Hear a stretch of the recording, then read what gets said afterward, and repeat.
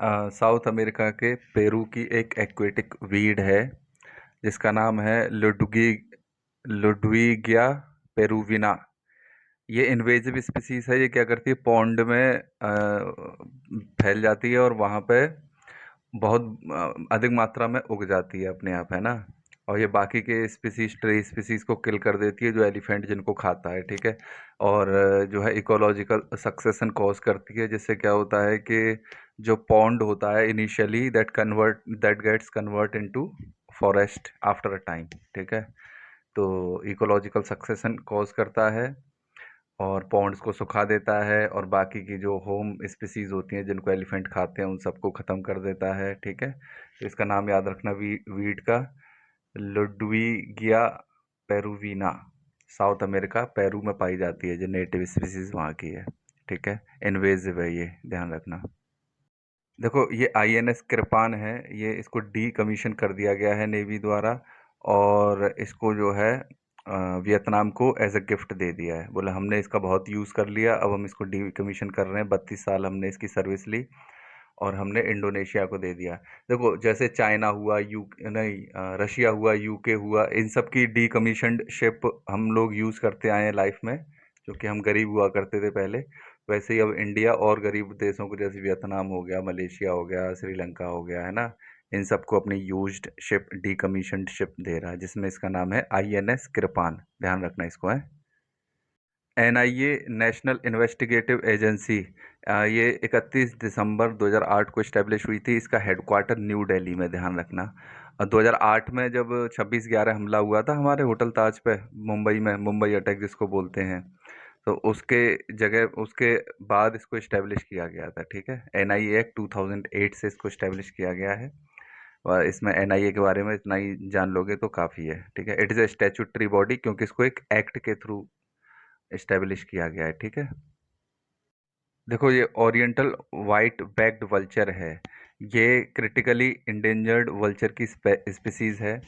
India में देखो, ध्यान रखना, डिक्लोफेनेक एंड एक्लोफेनेक नाम की दवाई होती है जो पेन किलर का काम करती हैं जानवर में, ठीक है।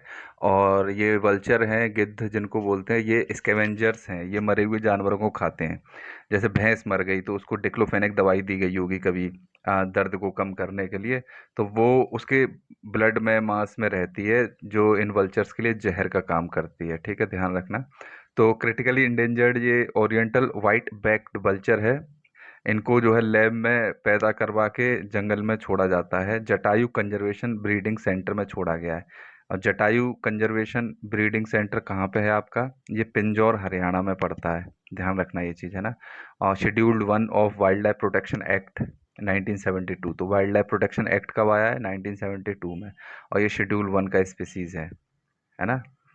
ये सब ध्यान रखना। और जटायु का ध्यान रखना, जटायु कंजर्वेशन कहाँ है? ये हरियाणा में है, ठीक है।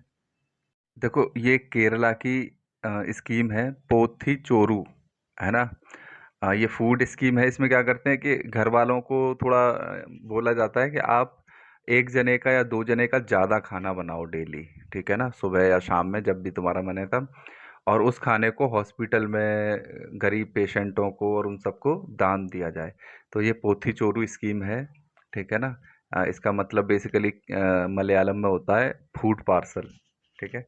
केरला की यूनिक फूड स्कीम है ये। और मलयालम लैंग्वेज है तुम्हारी, केरल की, तमिलनाडु की है तमिल, ठीक है, आंध्र प्रदेश की है तेलुगु, और कर्नाटक की कन्नड़ है। ये सब ध्यान रखना, ठीक है।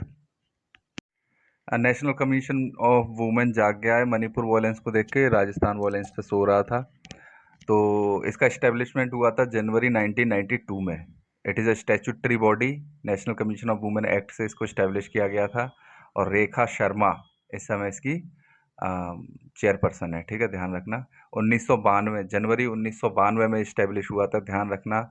ये एक स्टैट्यूटरी बॉडी है, ओके।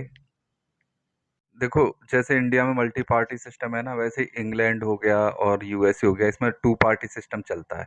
जैसे यूएसए में डेमोक्रेट एंड रिपब्लिकन पार्टी है, वैसे ही यूके में लिबरल एंड कंजर्वेटिव पार्टी है। तो इस समय जो ऋषि सुनाक है वो कंजर्वेटिव पार्टी का प्राइम मिनिस्टर है, ध्यान रखना ये चीज़, है ना। तो अभी इलेक्शन आने वाले हैं वहाँ पे। तो बाकी की ये सब कहानी हेडलाइन वगैरह जरूर नहीं है, बस ये टू पार्टी सिस्टम समझाना था इसमें। और इंडिया में मल्टी पार्टी सिस्टम है, बीजेपी है, कांग्रेस है, मतलब अभी तो 6 नेशनल पार्टी हैं इस समय, ठीक है ना। और मतलब हजारों